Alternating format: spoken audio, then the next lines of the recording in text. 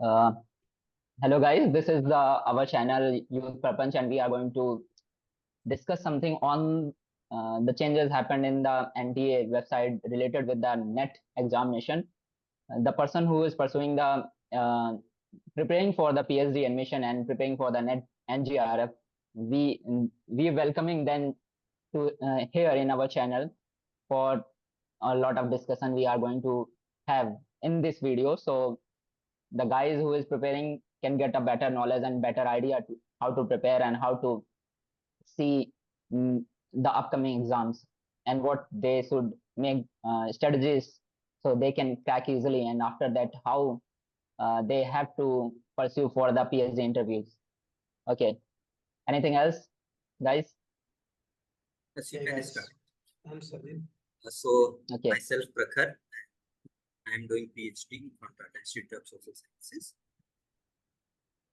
And Sarojit, I you will should be introduce helping you yourself. in. I'm Sarjit. I'm an aspiring student of PhD, and that's it. Okay, Sanket, the another okay, introduce yourself, Sanket. My Sanket Vimal, preparing for PhD, and हाँ, संकेत ने अभी हाल ही में interview दिया है PhD का, तो हम उनसे भी जानेंगे कि कैसे पीएचडी का उन्होंने नेट क्रैक किया था और पीएचडी के लिए उन्होंने नेट क्रैक किया था, उसके बाद कैसे उन्होंने पीएचडी की प्रिपरेशन की थी, और सीयूटी पीएचडी जो सीयूटी के थ्रू अभी एनटीए ने पीएचडी के लिए एंट्रेंस कराया था उसको भी उन्होंने क्रैक किया है, तो हम उसके बारे में भी जानकारी मिलेगी। मैं अपने बारे में अगर बता दूं तो मैं भी पीएचडी कर रहा हूँ बनारस हिंदू यूनिवर्सिटी से, archaeology ancient Indian history department में प्रभाकर उपाध्याय के अंडर में। चलिए, तो हम जानना चाहेंगे सरजीत से कि किस लिए वो पीएचडी की प्रिपरेशन कर रहे हैं। एक्चुअली मैं अभी करंटली एक जॉब में हूँ, पर मेरी एस्पिरेशंस कुछ ज़्यादा हैं, मैंने कुछ और सोचा था, तो दैट्स वाई कि मैं साथ में जॉब के अपनी साथ में प्रिपरेशन कर रहा हूँ हायर एजुकेशन की, और साथ में कुछ और दूसरी जॉब्स हैं जो मैं प्रिपेयर कर रहा हूँ। तो अभी मैं चाहता हूँ कि मैं अपनी जॉब से स्विच करके पीएचडी करूँ, और वो भी जेआरएफ के साथ करूँ, जिससे ये हो जाए कि जो मैं अपनी जॉब कर रहा हूँ उसका जो फाइनेंशियल स्टेबिलिटी है वो मुझे मिल जाए, और साथ में ये हो जाए कि मैं हायर एजुकेशन के लिए जाकर कुछ बेटर कर सकूँ। बिकॉज मैं जिस जॉब में हूँ वो बहुत अच्छी जॉब है, बट वो मेरे इंटरेस्ट के अकॉर्डिंग नहीं है, तो that's why I want to switch my job, that's it. Okay, Prakhar की तरफ जाने से पहले मैं प्रखर के मैं बताना चाहूंगा, प्रखर जो पीएचडी परस्यू कर रहे हैं तुलजापुर से, वो सोशल वर्क के अंडर आती है उनकी पीएचडी, और अभी उनका रिसेंट में एडमिशन हुआ है पीएचडी तुलजापुर में। तो हम प्रखर की तरफ जाते हुए पूछेंगे कि प्रखर, आपका क्या अभी तक का एक्सपीरियंस रहा है कि आपने इंटरव्यू निकाला, पीएचडी एंट्रेंस निकाला, उसके बाद इंटरव्यू निकाला, दोनों में क्या क्या स्ट्रेटजी आपने फॉलो की थी, और क्या लग रहा था आपको कि हो जाएगा कि नहीं हो जाएगा, क्या प्रेशर फील कर रहे थे, और भी बहुत सारी चीजें उस दौरान चल रही थी, तो आपको क्या लग रहा था? सो योगेश, मैं जॉब कर रहा था जब मैंने जेआरएफ का एग्जाम दिया था, और उसी दौरान मेरा जेआरएफ क्लियर हो गया। सो मेरा एक सेकेंड थॉट आया कि मैं जॉब क्विट करके मैं पीएचडी परस्यू कर सकता हूँ, साथ में मुझे जो और भी जो हमारे एस्पिरेशन थे वो भी परस्यू कर सकता हूँ। सो उसी दौरान फिर मैंने सोचा, मैंने अप्लाई भी किया, मैंने कई सारे कॉलेजेस में अप्लाई किया, एंट्रेंसेस दिए। वॉइस क्लियर नहीं आ रही। प्रखर, वॉइस थोड़ा क्लियर कर लीजिएगा आप। Okay, wait.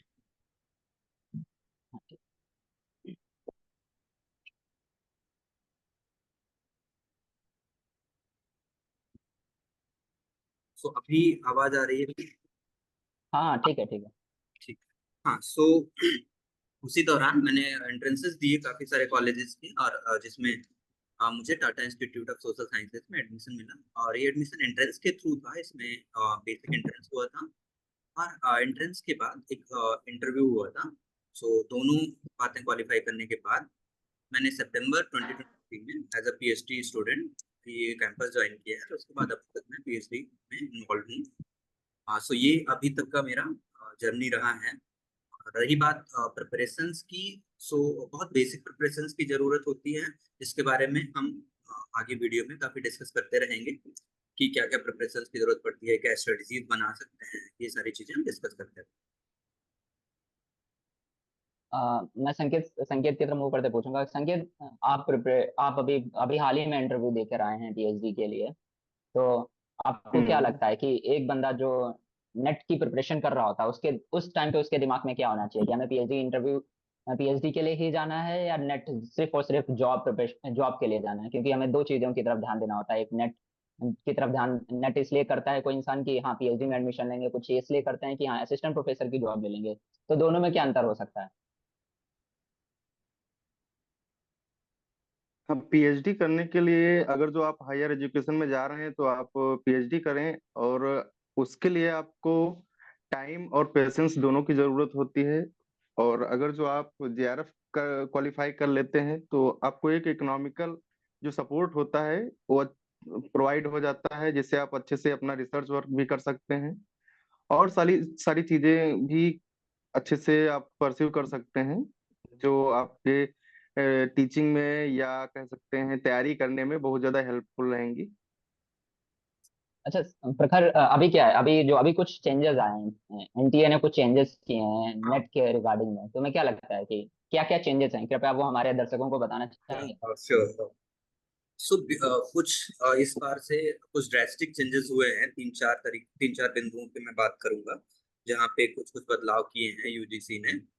और ये कुछ ऐसे बदलाव हैं जो मुझे लगता है सारे एस्पिरेंट्स को जो भी जेआरएफ क्लियर करना चाहते हैं, जो भी नेट क्लियर करना चाहते हैं या फिर पीएचडी करना चाहते हैं, उनको जानना जरूरी हो जाता है। सो इस साल से क्या शुरुआत हो रही है उससे पहले मैं अभी तक क्या सिचुएशन थी, अभी तक क्या सिनेरियो था, उस पे बता दे रहा हूँ। तो अभी तक ये होता था कि हम एंट्रेंस देते थे जिसमें दो चीजों के लिए हमको अप्लाई करना होता था। एक तो जेआरएफ एंड असिस्टेंट प्रोफेसरशिप के लिए एग्जाम होता था, और जो दूसरा हम अप्लाई करते थे उसमें सिर्फ असिस्टेंट प्रोफेसरशिप के लिए होता था। तो जब आप जेआरएफ के लिए अप्लाई करते हैं तो आपको फेलोशिप भी मिलती है, बट अगर आप असिस्टेंट प्रोफेसरशिप के लिए ही अप्लाई करते हैं तो आपको नेट क्लियर हो जाएगा आपका, आप पीएचडी में एडमिशन के लिए एलिजिबल हो जाते थे, पर आपको फेलोशिप नहीं मिलती। बट इस साल से जो चेंजेस हुए हैं वो ये हुए हैं कि दो कैटेगरी की बजाय तीन कैटेगरीज पे बात हो रही है। सो वो तीन कौन कौन सी कैटेगरी हैं? जो कैटेगरी ए है या जो कैटेगरी 1 है, उसमें ये है कि वो अगर आप एलिजिबल है, वो क्वालिफाई कर पा रहे हैं, मीन्स अगर आप टॉप 1-2% में क्वालिफाई कर पा रहे हैं तो आप जेआरएफ भी रहेंगे, उसी के साथ साथ आप असिस्टेंट प्रोफेसरशिप के लिए भी क्वालिफाई करेंगे और आप पीएचडी के लिए भी एलिजिबल हो जाएंगे। सिमिलरली जो सेकेंड कैटेगरी है, जो बी कैटेगरी है, उसमें इस साल से क्या किया है कि आप सिर्फ असिस्टेंट प्रोफेसर के लिए क्वालिफाई करेंगे और पीएचडी में एडमिशन के लिए क्वालिफाई करेंगे। थर्ड कैटेगरी जो अभी तक नहीं थी, जो इस साल से पहले नहीं थी, इस साल इंट्रोड्यूस की गई है, वो ये है कि थर्ड कैटेगरी में अगर आप पहुंचते हैं, क्वालिफाई करते हैं, तो आपको सिर्फ और सिर्फ पीएचडी में एडमिशन के लिए एलिजिबल हो सकते हैं। आप असिस्टेंट प्रोफेसरशिप के लिए एलिजिबल नहीं रहेंगे और ना ही आपको जेआरएफ मिलेगा। सो ये एक बहुत मेजर चेंज किया है। दूसरा एक मेजर चेंज ये हुआ है कि अभी तक ये होता था कि अगर आप एक बार नेट क्वालिफाई कर ले रहे हैं, सो आप कभी भी एडमिशन ले सकते थे, वो with in 1 year, 2 year, 3 year, 4 year, 5 year, कभी भी आप पीएचडी में एडमिशन के लिए एलिजिबल होते थे। पर अभी ये है कि कैटेगरी ए को छोड़ के, कैटेगरी ए जिसमें आप जेआरएफ आपको मिलता है, फेलोशिप मिलता है, उसमें आपको 3 साल का लेवरेज मिलता है। 3 साल के अंदर आपको पीएचडी में एडमिशन लेना होता है, नहीं तो फेलोशिप एक्सपायर हो जाएगी। बट जो कैटेगरी बी और सी है, वहां पे ये था कि अभी कोई लिमिट नहीं था, आप कभी भी एडमिशन ले सकते थे। बट इस साल से ये है कि जिस साल आप कैटेगरी बी या कैटेगरी सी में क्वालिफाई करेंगे, जिस साल आप नेट क्वालिफाई करेंगे, उसी साल आपको पीएचडी में एडमिशन लेना। तो फॉर एग्जांपल समझ लेते हैं, अगर आपने दिसंबर की साइकिल में या जून की साइकिल में क्वालिफाई किया है, अगर आपने जून की साइकिल में क्वालिफाई किया है तो आपको नेक्स्ट जून से पहले पहले पीएचडी में एडमिशन लेना पड़ेगा। अगर आप उसमें सक्सेसफुल नहीं रहते हैं तो आपको नेक्स्ट ईयर एडमिशन लेने के लिए आपको फिर से नेट का एग्जाम देना पड़ेगा और आपको फिर से नेट क्वालिफाई करना पड़ेगा। सो ये 3 मेजर चेंजेस हुए हैं।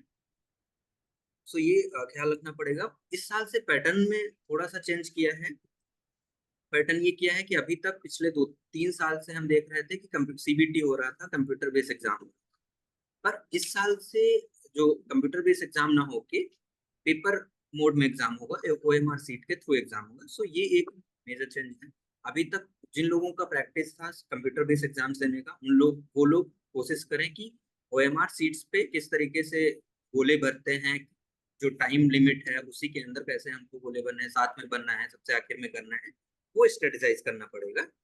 और जो एक चेंज किया है ये था कि लास्ट ईयर तक चूंकि कंप्यूटर बेस्ड टेस्ट हो रहे थे, तो एक एक सब्जेक्ट के जो एग्जाम्स हैं वो कभी कभी 2 या 3 दिन में होते थे।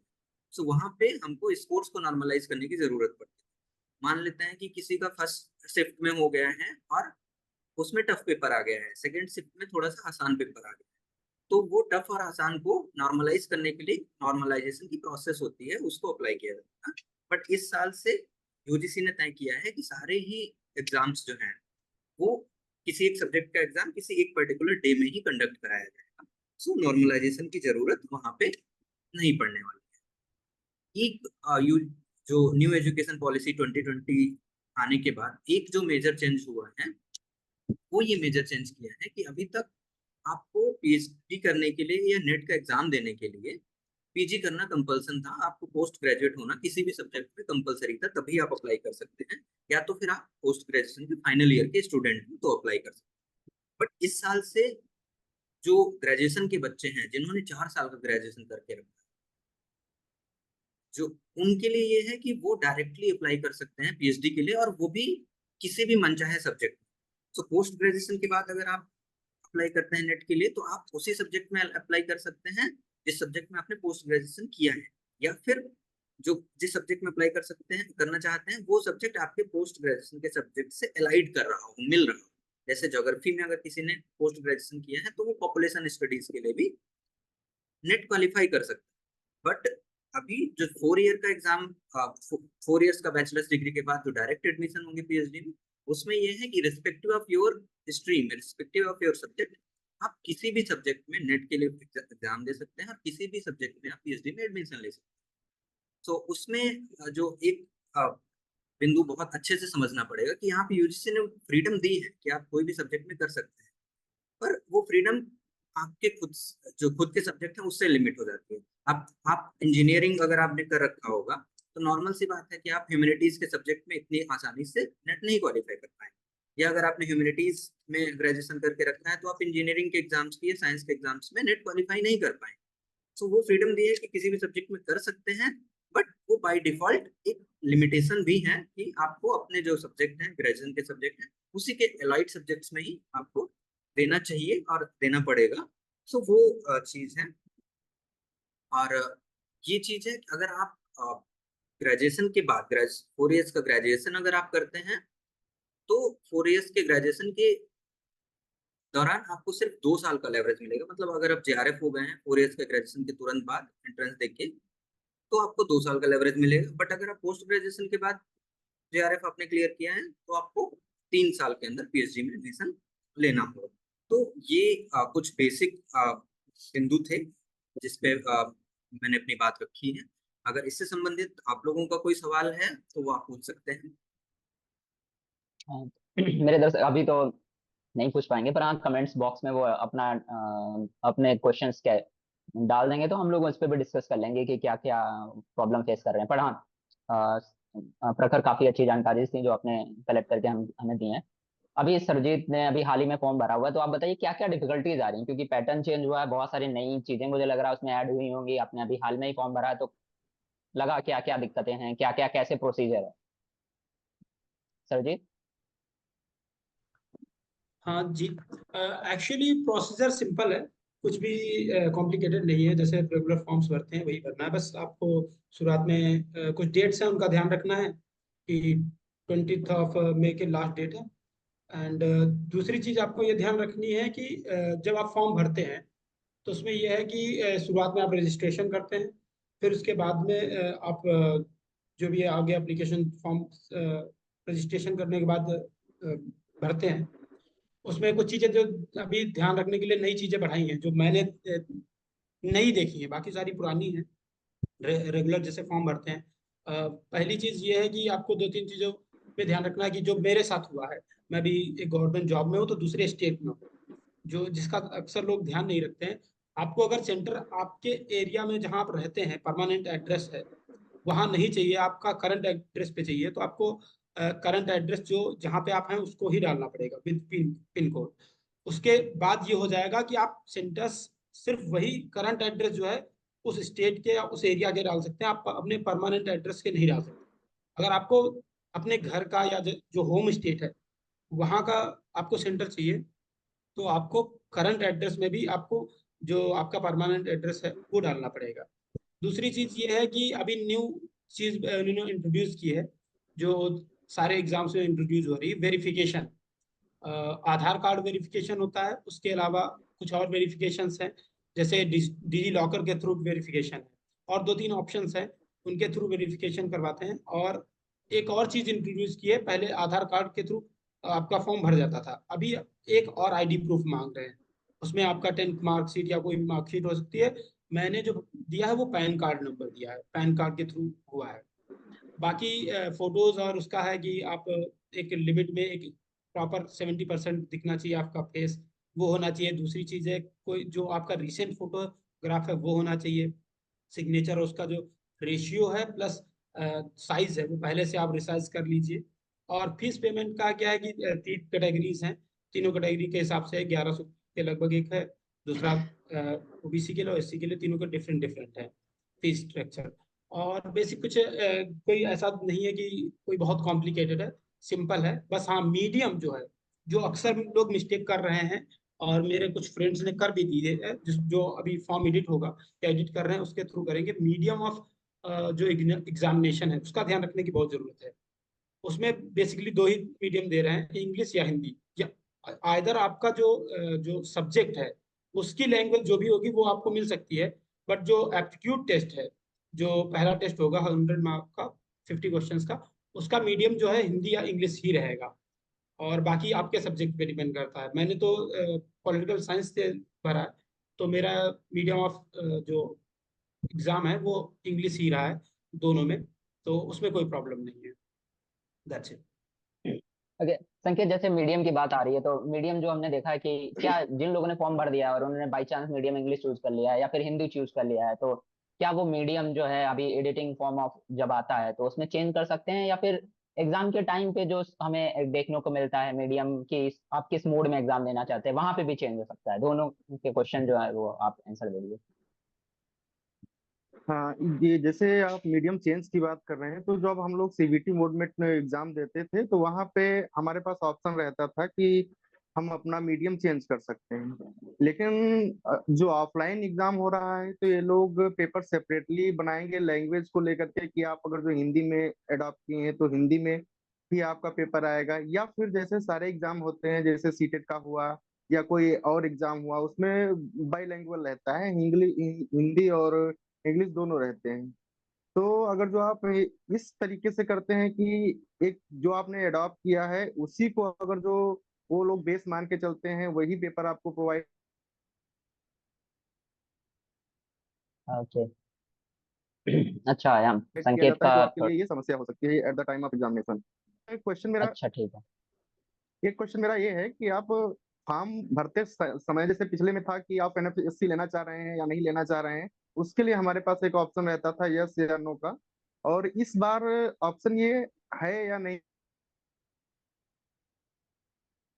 अच्छा ठीक है ठीक है, संकेत का क्वेश्चन लगभग मुझे है, समझ में ऐसा आ रहा है कि हाँ ठीक है ठीक। सरजीत बता सकते प्रखर, हैं क्या?